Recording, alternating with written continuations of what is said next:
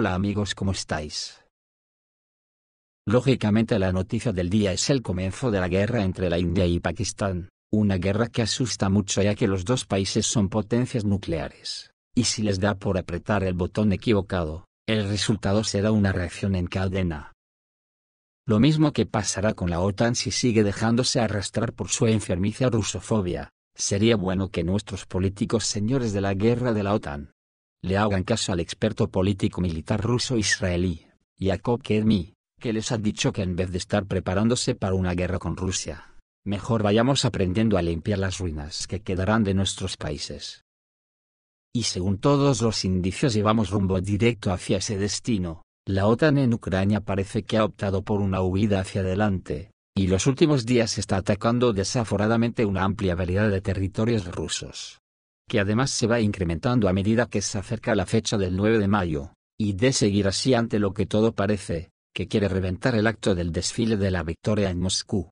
Cambiará absolutamente la fase actual de la guerra, algo que todo el mundo sabe, por las amenazas que provienen de Moscú.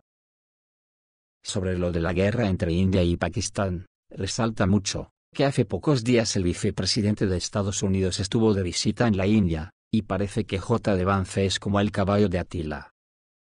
Luego está la sorpresa que ayer dio su jefe Donald Trump anunciando que había llegado a un acuerdo con él mismo, en representación propia, y en la de los hutíes, por el cual retira sus fuerzas del Mar Rojo, porque se ha prometido a sí mismo que los hutíes le han dicho que no van a atacarse mutuamente. Todo muy extraño. ¿Será porque necesita sus fuerzas para otros menesteres más importantes en otros lugares? Pronto lo sabremos por los acontecimientos que se van a precipitar.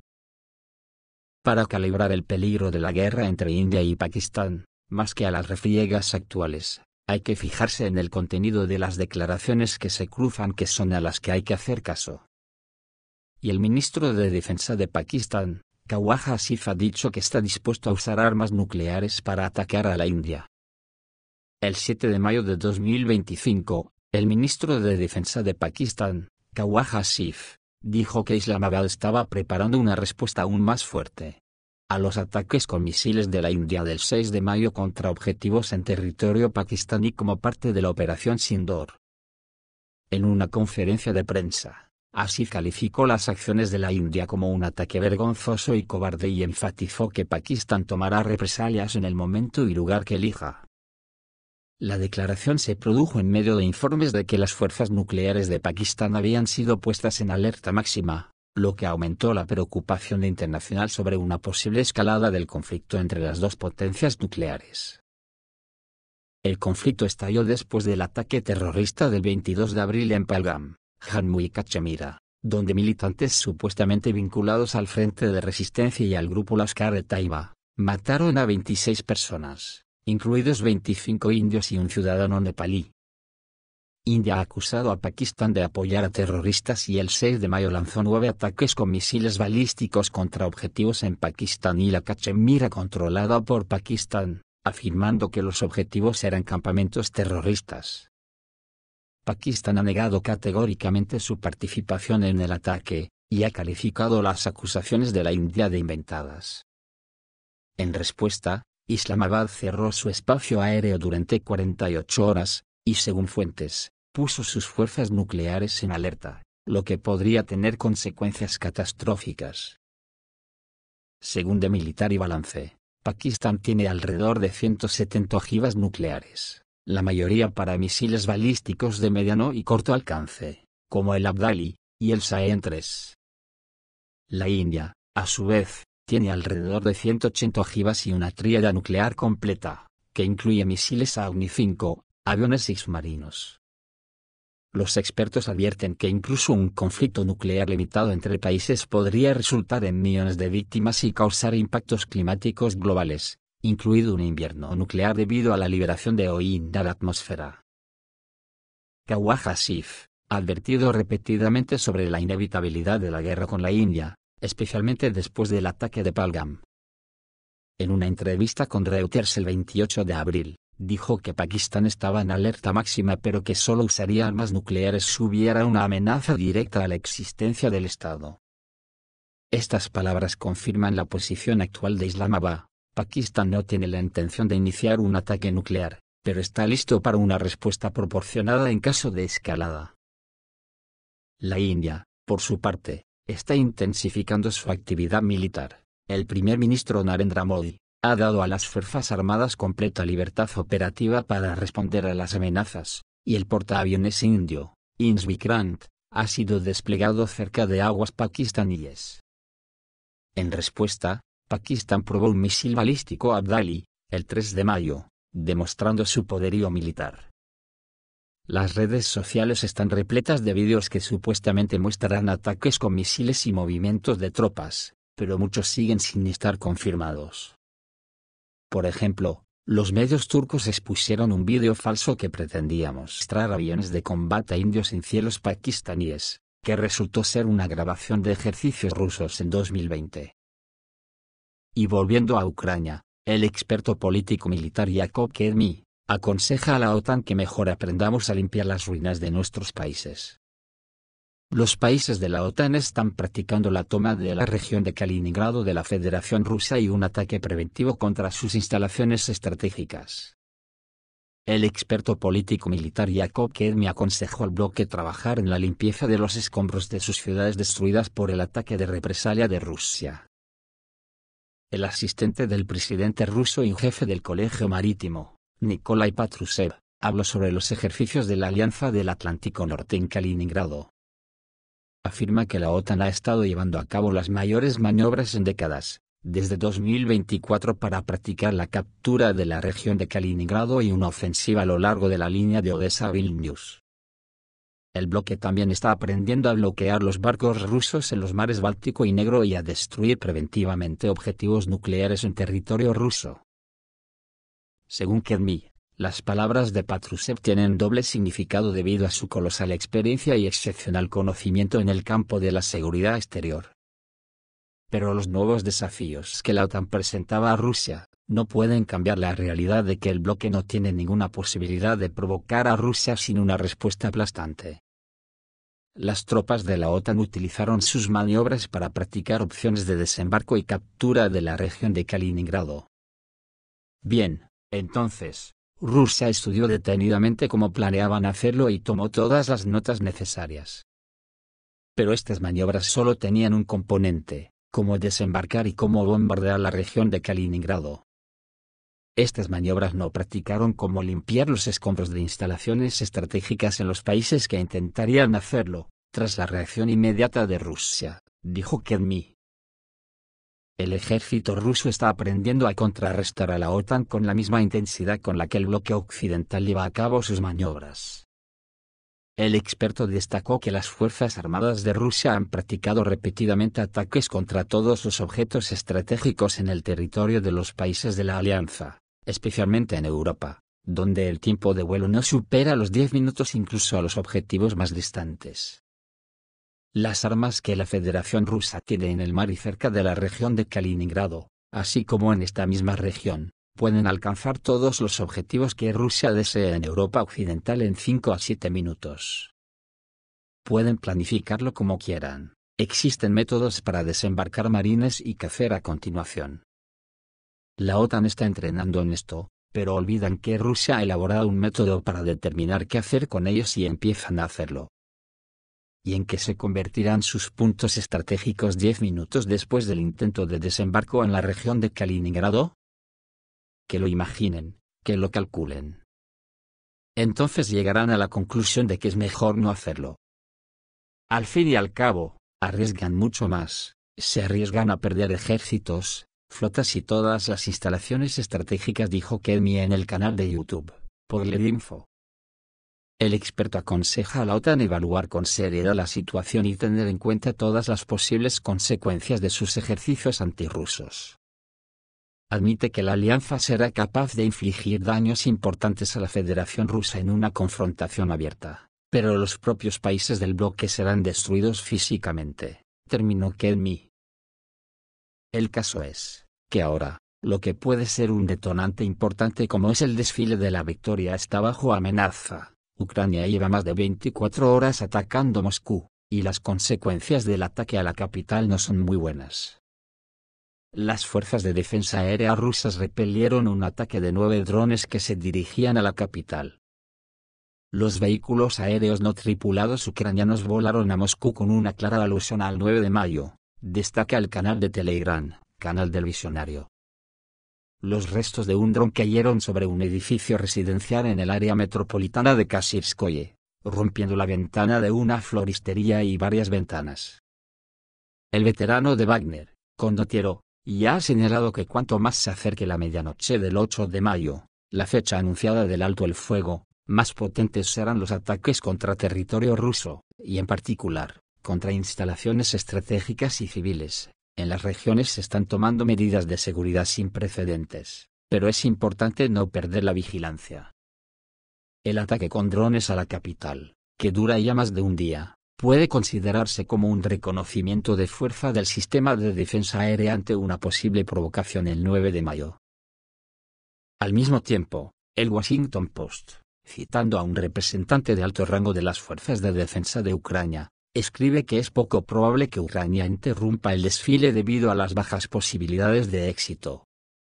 Como puede verse, todos los sistemas de defensa aérea de Rusia han sido redistribuidos para proteger a Moscú. Incluso si lo intentamos, no tendremos éxito. Ucrania podría atacar otras regiones, dijo una fuente ucraniana. ¿Y cómo saldrá Zelensky de esta después de sus amenazas?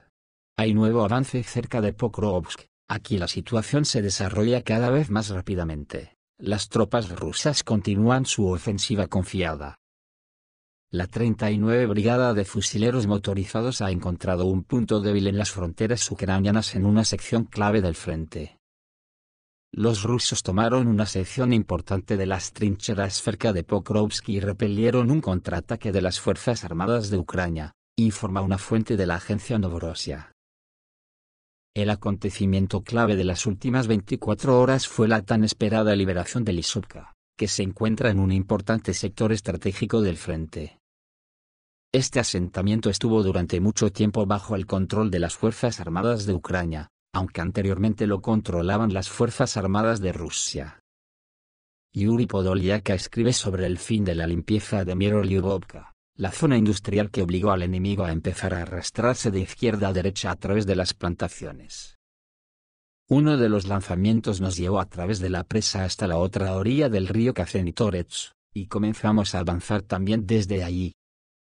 Después de un asalto decisivo, nuestras unidades finalmente expulsaron al enemigo y fortificaron sus posiciones liberadas. Este acontecimiento no solo mejoró la posición táctica de las tropas rusas, sino que también acercó la liberación de Pokrovsk, dijo Yuri Podolyak. Ucrania propone detener temporalmente las acciones militares a lo largo de la línea del frente existente y crear una zona desmilitarizada, dijo el enviado especial del presidente de Estados Unidos Kate Keough. Esta debería ser una zona de amortiguación libre de fuerzas militares. Ucrania está dispuesta a retirar sus tropas 15 kilómetros hacia el interior, esperando que Rusia tome medidas similares. De esta manera, se formará una zona de 30 kilómetros de ancho, cuya seguridad se prevé garantizar mediante un control conjunto con la participación de Estados Unidos. La propuesta también prevé un alto el fuego inicial de 30 días con posibilidad de prórroga. Según Yuri Podolyak, todo esto es análogo a Minsk II. Si recordamos su contenido, todo queda claro, fue un respiro para el enemigo. Además, según los llamados garantes del acuerdo, se trató de un engaño deliberado para que Ucrania pudiera recuperar su poder combativo. Occidente mostró su cara en la cumbre de Londres, Europa se ha enfrentado con Estados Unidos por Crimea y las sanciones.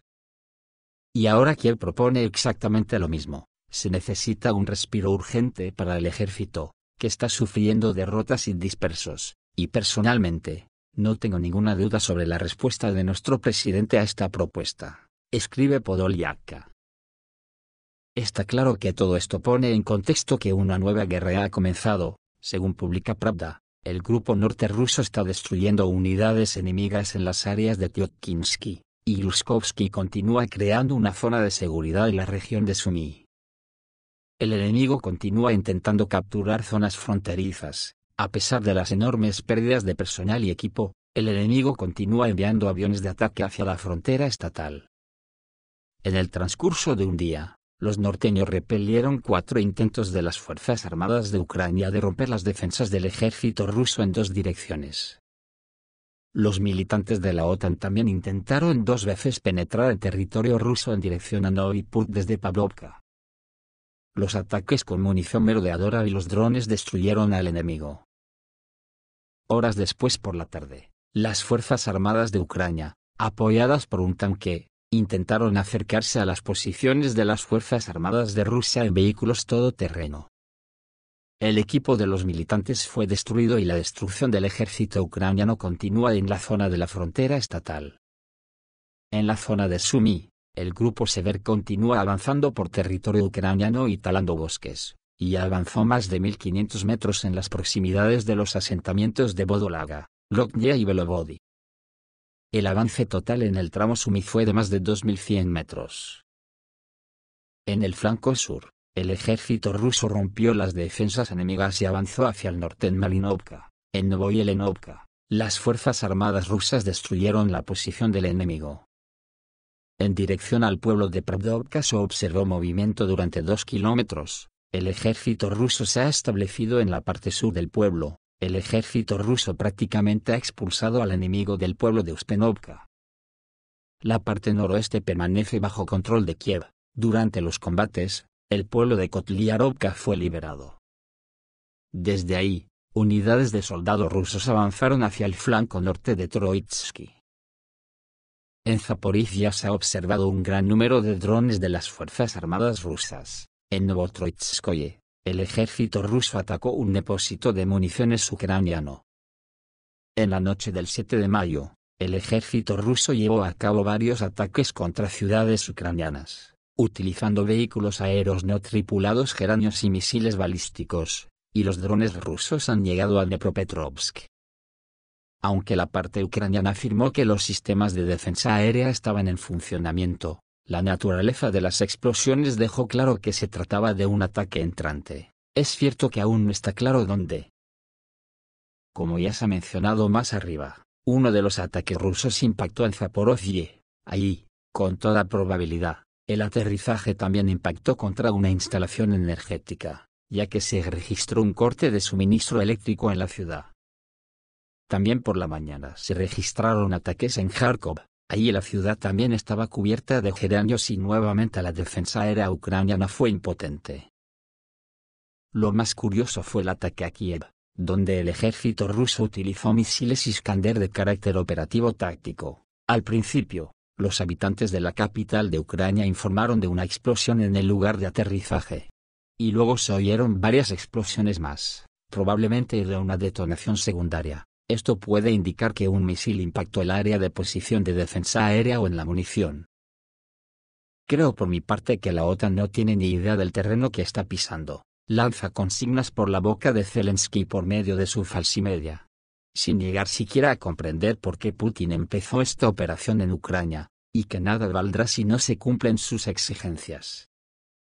La OTAN lo sabe, pero no hace más que marear la perdiz solo para creer que el tiempo le beneficia cuando es todo lo contrario, mientras no se sienten con Rusia en una nueva mesa tripartita similar a la de Yalta en la que estarán Rusia, China y Estados Unidos, para diseñar una nueva etapa de seguridad total para todas las partes y del planeta en general.